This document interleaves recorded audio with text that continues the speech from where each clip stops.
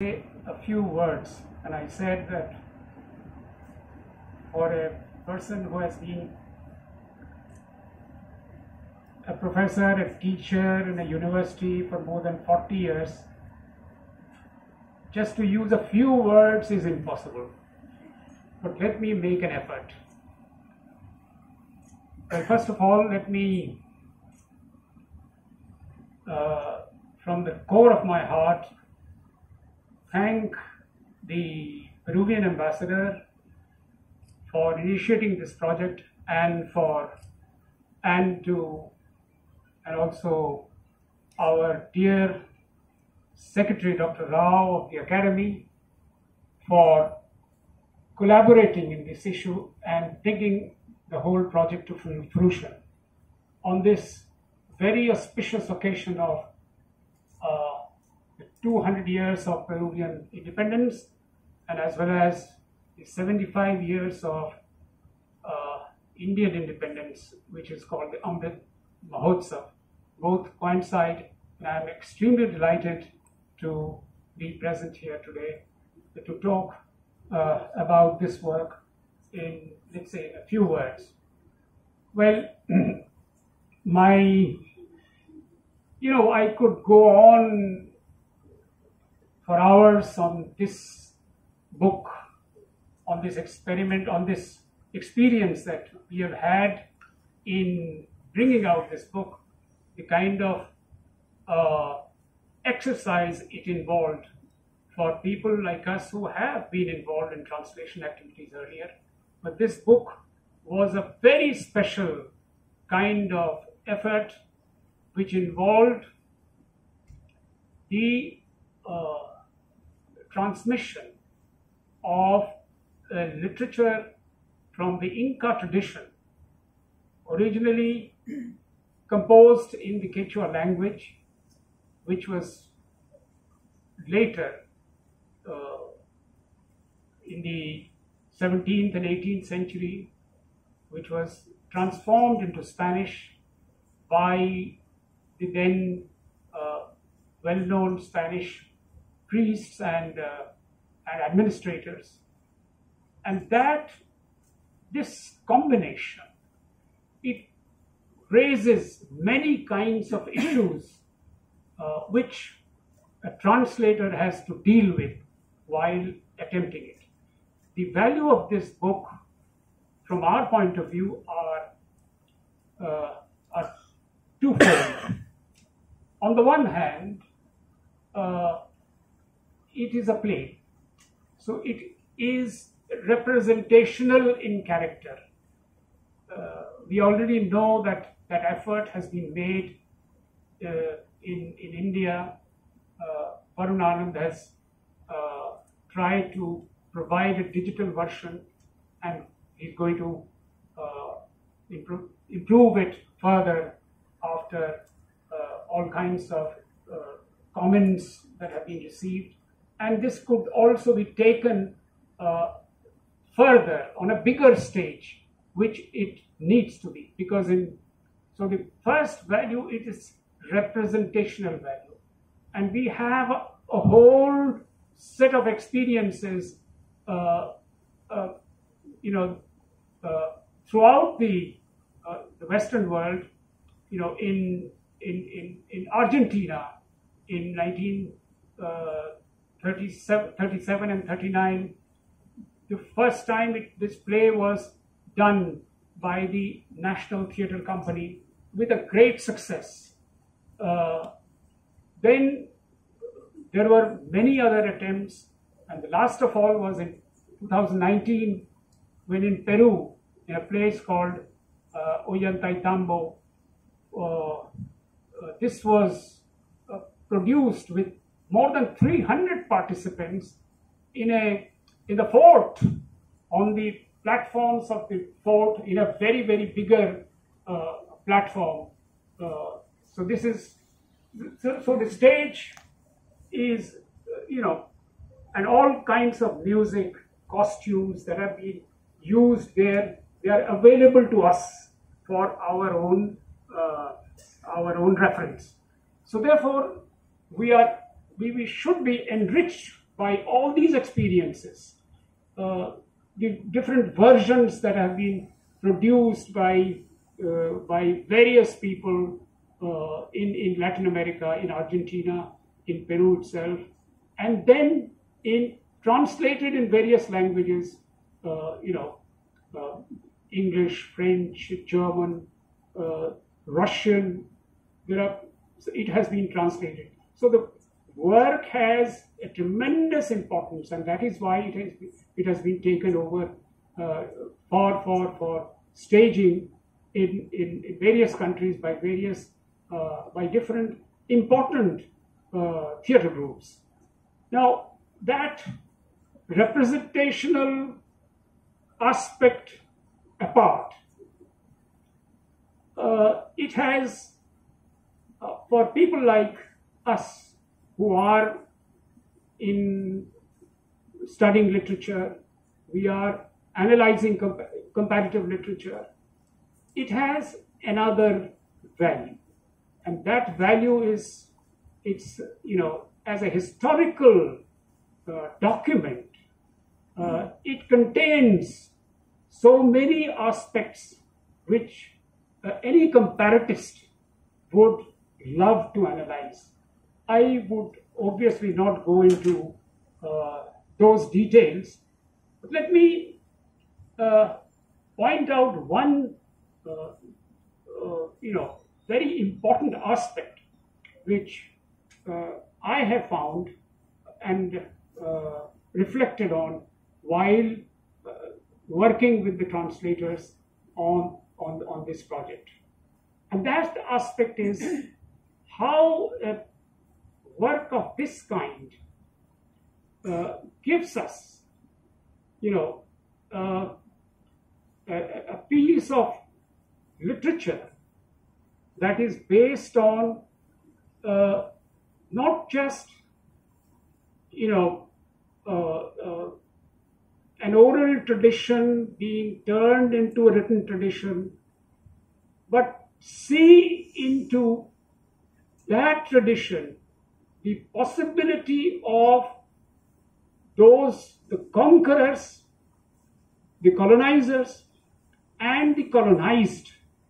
How there is a reflection in a text like this, the combined effort from both the colonizers and the colonized.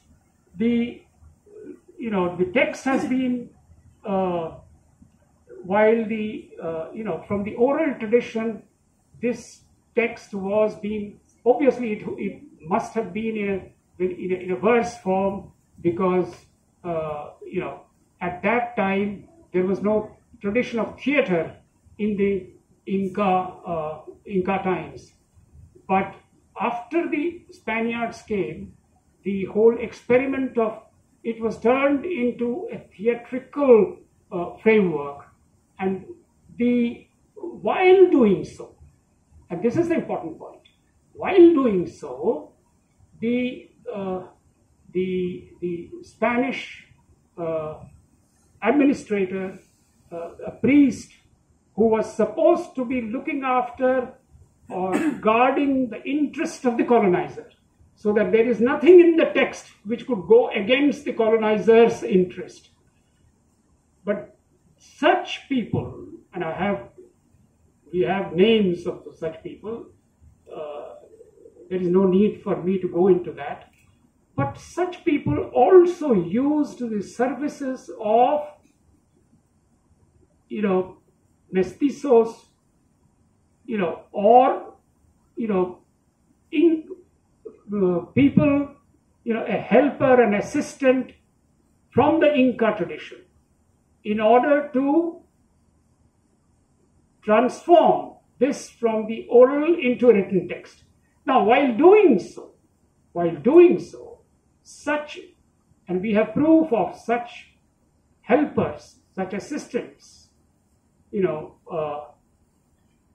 somehow maintaining, somehow trying to integrate the whole tradition, Inca tradition, through the oral framework to maintain some of the cultural values of the Incas and integrate them into a new written work that was being supervised by the Spanish colonizer.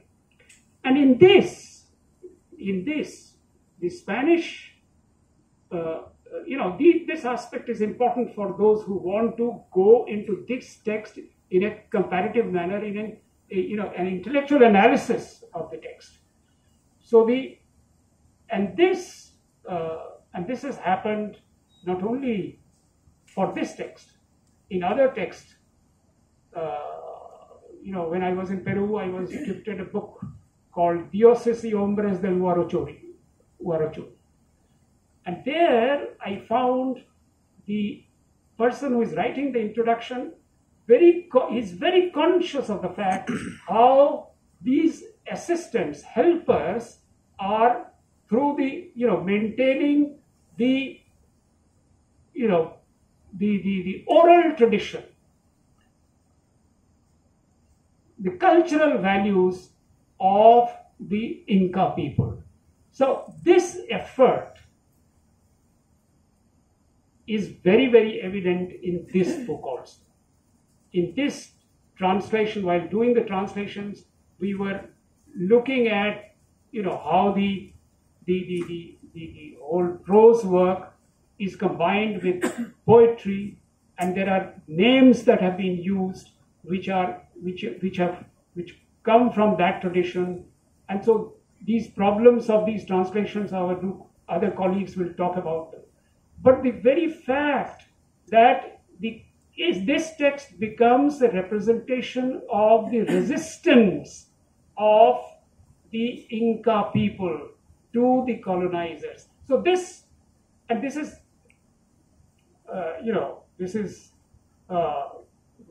nothing new in our analysis. I was reading a book by one of our great political psychologist scholars, Ashish Nandi, and he has about 25-30 years ago he wrote a book which became very, very popular, and in which he is talking about the